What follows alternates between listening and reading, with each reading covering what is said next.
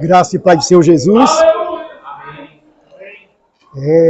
Eu fui surpreendido pelo Dário quando me convidou para estar aqui hoje. Pode? Okay. E me pegou de surpresa muito rápido para eu estar aqui hoje. Também convidei o meu irmão William, que me trouxe na moto, está aí também. E antes de eu começar a ministrar a palavra,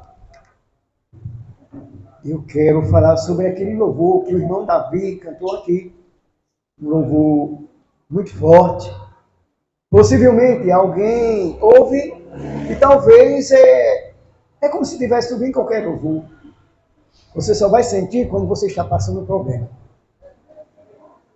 Imagina, eu não sei nem quem é o autor desse louvor. Quem é? Não sei quem é. Eu ouvi muito ele na época que foi lançado, né? Era muito sucesso. Mas o verdadeiro autor é o profeta Abacuque.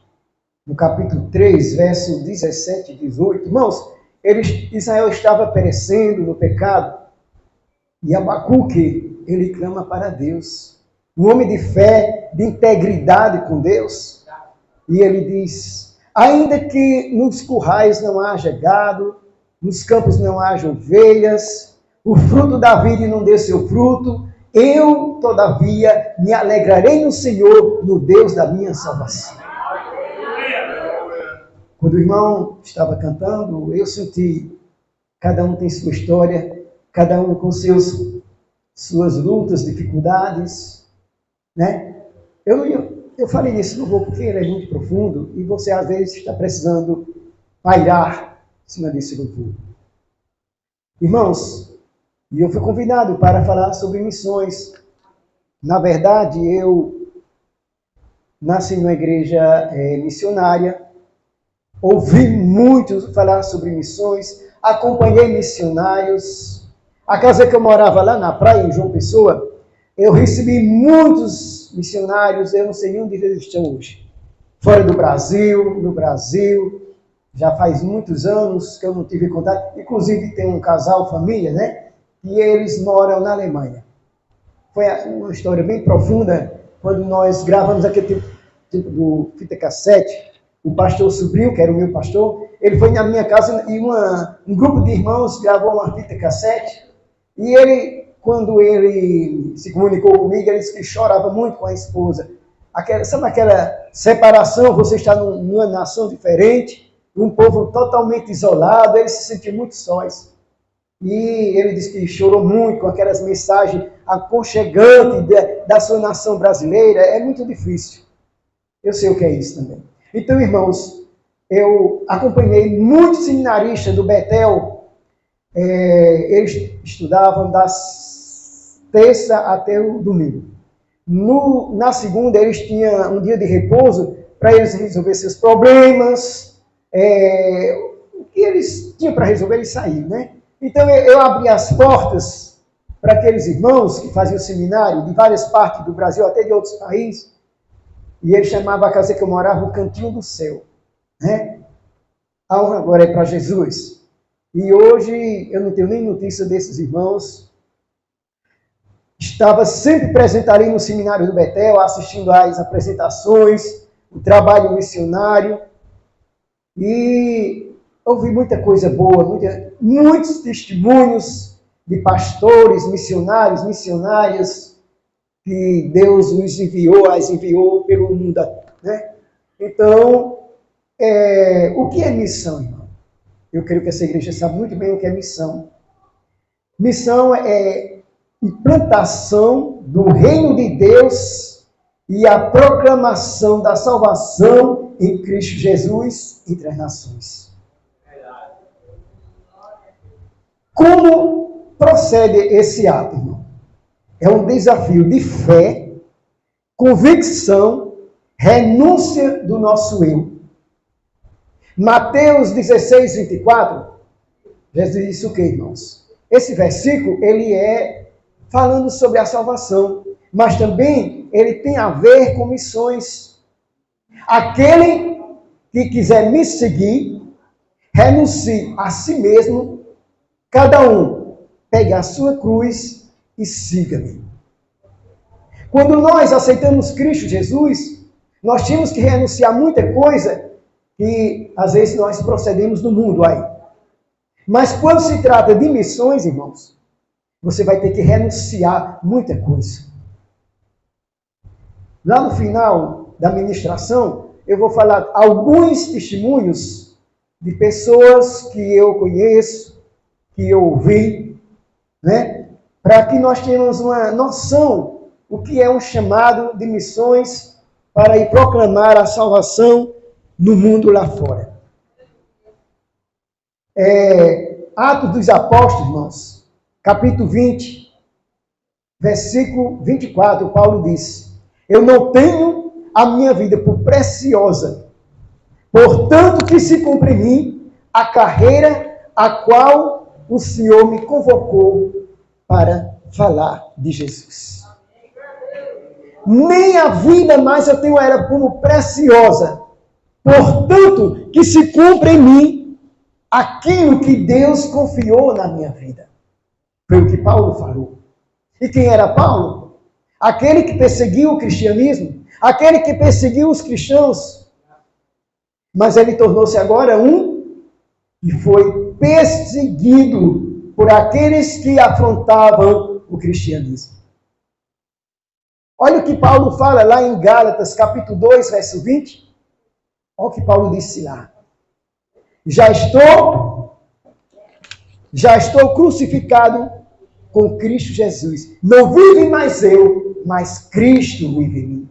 Porque a vida que eu vivo agora, eu vivo na fé daquele que me amou e me transformou. Aleluia!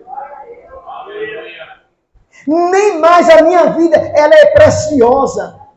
Porque o eu, Paulo, que vivia massacrando os cristãos, o Paulo que era rico, o Paulo que tinha destaque na sociedade, um homem de status, ele disse: isso para mim morreu. Não é mais o eu que quer dominar, não é mais o eu que quer falar mais alto. Agora ele está crucificado. Quem vive em mim é Cristo que me transformou. Aleluia.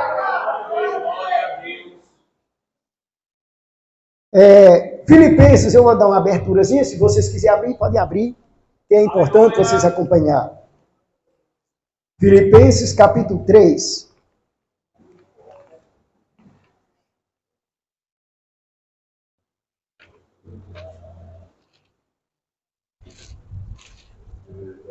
Filipenses capítulo 3, irmãos, versículo 7, 8. Olha o que Paulo diz aqui, irmãos. Mas o que para mim era ganho, rejeitei-o por perda, por amor de Cristo Jesus. E na verdade tenho também por perda todas as coisas, pela excelência do conhecimento de Cristo Jesus, o meu Senhor, pelo qual sofri perda de todas estas coisas, e as considero como esterco por causa da sublimidade do amor de Cristo Jesus. Aleluia. Os irmãos sabem o que é esterco? Sabe. Eu vou falar aqui bem claro, para quem não sabe. Esterco é cocô. Mas tudo que eu era, tudo que eu tinha, eu não tenho mais nenhuma importância para ela. Por causa da sublimidade do amor de Cristo Jesus que adentrou na minha vida. Irmãos, missões não é um emocionalismo, não. Eu tenho vontade de ser um pastor lá na África. Eu tenho vontade de ser um pastor nos Estados Unidos. Não, já vai pensando no dólar. Um lugar muito bem conceituado. Meu sonho é percorrer o mundo proclamando a palavra de Deus. Às vezes é emoção. Às vezes você faz uma viaginha. Eu vi muitos testemunhos fantásticos. Você faz uma viagem missionária. Quando você volta, não é para mim, não. Eu fui por emoção. Eu, Rosimar, eu sou assinante da revista a Portas Abertas. Antigamente, essa revista era conhecida como A Voz dos Mártires. Não existia internet. Eu era assinante e muita gente, irmãos na fé, tinha essa revista. Eu é quem divulgava, quem vendia. Eu fazia assinatura para muita gente. Hoje é Portas Abertas. O que é essa missão Portas Abertas, irmãos? São homens de Deus, mulheres de Deus, que estão naqueles países comunistas, aonde não se pode pregar o Evangelho. Aonde os cristãos ali são martirizados por causa da palavra de Deus. Mais tarde eu vou falar alguns testemunhos sobre isso. Então, missionária, é você dizer, eu faço um desafio pela fé. Eu vou pela fé em Cristo Jesus. Eu renuncio o meu eu renuncio o que eu tenho em prol do reino de Deus. Às vezes, tem 3 coisas que eu vi muito lá no seminário do Betel. São 3 coisas importantes. O você ir é o ide, o contribuir e o orar. Eu não posso ir, eu não tenho condição de ir. Contribua se você puder. Eu não tenho condição de contribuir. Então, ore. Irmãos, não é fácil. Não é fácil. As histórias bárbaras que a gente ouve dos missionários que morrem por causa do Evangelho. Quantos aqui nem sabem, mas lá do outro lado, nesses países de portas fechadas para o Evangelho, irmãos, é muito difícil. E eu estou falando demais, vamos abrir o texto ainda, né, irmãos? Para falar sobre isso. E eu convido os irmãos para abrirem suas Bíblias. Atos dos Apóstolos, capítulo de número 16. Uma das viagens missionárias do apóstolo Paulo. E vocês vão ver o que aconteceu. Vamos acompanhar, né? Capítulo 16, irmãos, o texto é muito longo. Eu vou ler uma boa parte, mas depois eu vou explicar, né? No versículo 9, olha o que é que diz aqui. E Paulo teve de noite uma visão em que se apresentava um varão da Macedônia e lhe rogava, dizendo, passa a Macedônia e ajuda-nos. Logo depois desta visão, procuramos partir para a Macedônia, concluindo que o Senhor nos chamava para lhes anunciarmos o Evangelho. E navegava de Troade, fomos chegando em caminho direto para a Samotrácia e no dia seguinte para Neápolis. E dali para Filipos, que é a primeira cidade desta parte da Macedônia, e é uma colônia, estivemos alguns dias nesta cidade. No dia de sábado, saímos fora das portas, para a beira do rio, onde julgávamos haver um lugar para orar, para oração. E apresentando-nos, falamos às mulheres que ali se ajuntaram. E uma certa mulher chamada Lídia, vendedora de púrpura, da cidade de Tiatira, e que servia a Deus, nos ouvia, e o Senhor lhe abriu o coração para que estivesse atenta ao que Paulo dizia. Depois que foi batizada, ela e sua casa nos rogou, dizendo, se haveis julgado que eu seja fiel ao Senhor, entre em minha casa e fica ali. E nos constrangiu a isso. Verso 16 é o mais importante a partir de agora.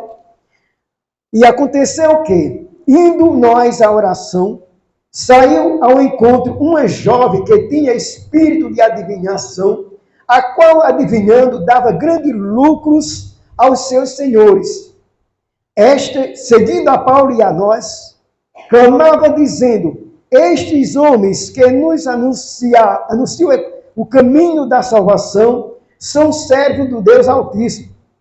E isto fez ela por muitos dias, mas Paulo, perturbado Voltou-se e disse ao espírito: em nome de Jesus Cristo, te mando que saia dela. E na mesma hora saiu.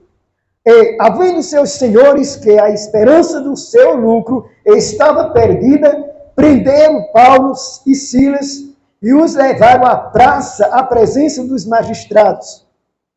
E apresentando-os aos magistrados, disseram: estes homens, sendo judeus, perturbaram a nossa cidade. E nos expõe costumes que não é lícito receber nem praticar, visto que somos romanos. E a multidão se levantou unida contra eles, e os magistrados rasgaram-lhes as vestes, mandaram açoitá-los com varas. E havendo-lhes dado muitos açoites, os lançaram na prisão, mandando ao carcereiro que os guardassem com segurança, o qual, tendo recebido tal ordem, os lançou no cárcere interior e lhes segurou os pés no tronco. Perto da meia-noite, Paulo e Silas oravam e cantavam hinos a Deus, e os outros presos os escutavam. E de repente sobreveio um tão grande terremoto que os alicerces do cárcere se moveram e logo se abriram em todas as portas e foram soltas as prisões de todos. Acordando o carcereiro e vendo abertas as portas da prisão, tirou a espada e quis matar-se, e cuidando que os presos já tinham fugido. Mas Paulo clamou com grande voz, dizendo: não te faça nenhum mal, que todos estamos aqui. E pedindo luz, saltou dentro e todo trêmulo se prostrou ante Paulo e Silas. E, tirando-os para fora, disse: senhores, que é necessário que eu faça para me salvar? E eles disseram: crê no Senhor Jesus Cristo, serás salvo, tu e a tua casa. Glória. Eles foram açoitados pelos magistrados. Magistrado, na nossa cultura brasileira, é juízes, aqueles que estão lá nos fóruns, né, para julgar as leis da sociedade, né. Eles foram levados pelos magistrados, a população da cidade de Filipos se fizeram presente ali na praça. Irmãos, é como se fosse um espetáculo apresentado ao público, como uma coisa bem importante para a sociedade. E eles disseram o quê para os magistrados? Esses homens estão colocando ensinamentos que não condizem com a nossa visão romana. Eles foram o quê? Presos, aí levaram em praça pública. Diz que tiraram as vestimentas dele, com certeza as roupas íntimas estavam por baixo. Constrangimento, né, irmãos? Praça pública. Açoitados. Algemados. São três coisas que me chamam a atenção aqui. Aleluia. Faz de conta que o pastor Adilson, que é o mais veterano nesta cidade como cristão, agora não, está tudo fácil. Pastor, o senhor tinha quantos anos quando se converteu? Sim. Era um jovem, 22 anos, quando ele se converteu a Jesus. Serra Redonda, você sabe como era, que até hoje ainda é, né? A religião, né? Esse nome, a lei dos crentes, eu sei, minha experiência, eu tenho 40 anos de evangélico. Era conhecido, não era pastor. A lei dos crentes. Bem mais anos depois, evangélicos, modernizou. Não, desculpe, protestante, correto. Depois evangélico. Agora está daquele jeito, não vou entrar em mérito de assunto que é meio complicado. Está muito fácil agora. Eu gosto, né? O menino gosta do gospel, né? É muito escândalo que você vê na rede social. Sabe o que você deve fazer? O que é que diz lá em Gênesis 19, capítulo 19, verso 17, que Deus falou com Ló? Escute bem, igreja. Escapa-te por tua vida e não olhes para trás. O que é que Paulo falou? Eu não lembro a referência. 2 Coríntios, capítulo 6, eu não lembro o versículo. Aquele que está de pé, cuidado para não cair. Firmado na rocha, irmãos. Olha os cristãos que estão sendo torturados até a morte por causa de Jesus. Nós, brasileiros, temos uma facilidade de estar com essa palavra. Irmãos, estar aqui em público falando desse Jesus. Imagina o pastor Adilson. Esse homem é um louco. Um jovem, ele está perdendo a sua mocidade, a sua facilidade aí na sociedade. Com certeza, quem conhecia o pastor Adilson era um jovem bonitão, não era? Um jovem bonitão, simpático. Esse homem agora entrou nessa lei dos crentes, aquela lei dos protestantes, está cuspindo na nossa religião. Vocês sabem qual é a religião, né? Vamos açoitá-lo aqui na praça pública? Já existia aquela praça ali, pastor? Já tinha? Aquela praça ali? Não tinha nenhuma praça na cidade. Bora pegar ele nesse monumento, que é um centro histórico aqui. Bota ele em cima daquele, como é que chama isso? Belisco? Belisco, como é o nome disso aqui? Esses, como? Obelisco, é um fato histórico lá de Portugal, né? Bora jogar ele lá em cima do topo daquele obelisco e vamos começar a surrar ele, escarnecer o nome dele.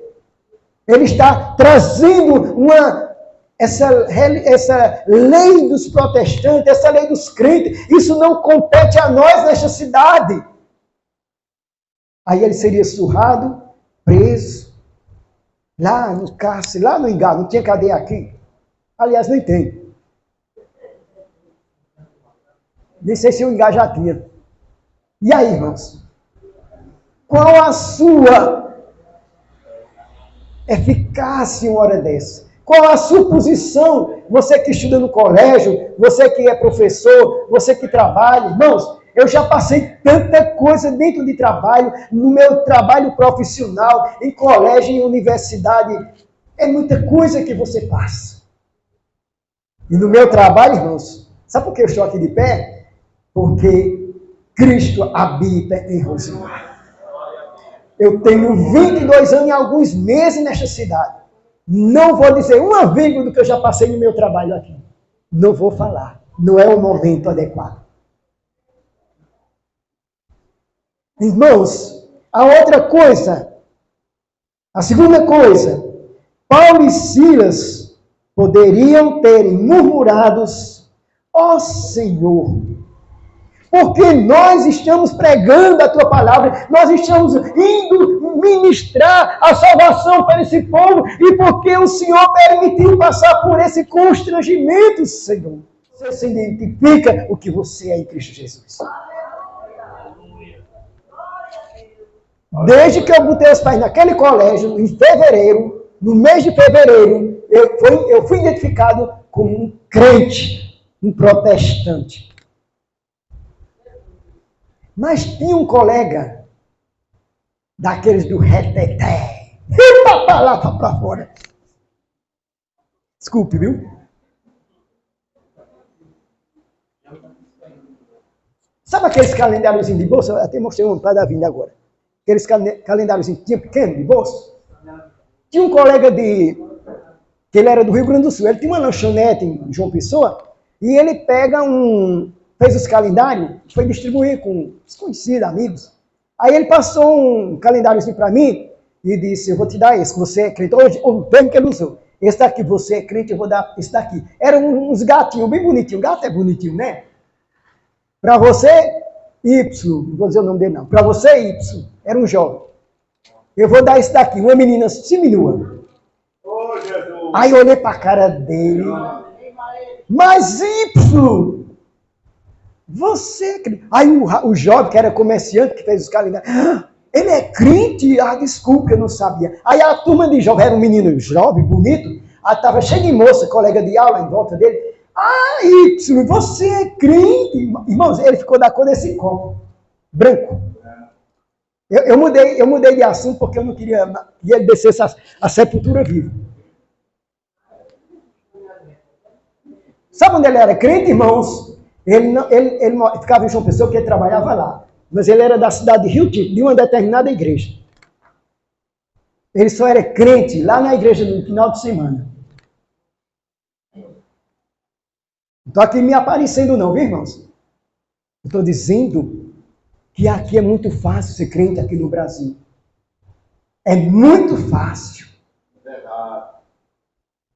O que é que Paulo diz? Que nós temos que ser como aquela lâmpada que ilumina, como é que ele falou? Tem um versículo aqui que fala, reluzente, como uma luz reluzente, que você mostra quem você é. Você é luz, você não é trevas. Aonde você chega, você encandece as trevas. E quantas vezes Deus já chegou para mim usando crentes que nem sabiam nem quem eu era e nem eu sabia quem era. Você é crente, né? Sim, eu vejo algo diferente em você. Rosimar é falho? Sim. Rosimar é limitado? Sim. Mas eu zelo para viver esta palavra. Não é que Serra Redonda não me conhece há 22 anos, né? Por que, irmãos? Porque em um momento de dificuldade, você vai fazer a diferença naquele lugar. Há tantos crentes, irmãos, que chegam num momento, às vezes, do acidente, ou uma outra coisa diferente, e você ali mostra quem você é. E Deus faz um milagre. Sabe por quê? Porque você é luz, você é o enviado, você é uma enviada do Senhor Jesus.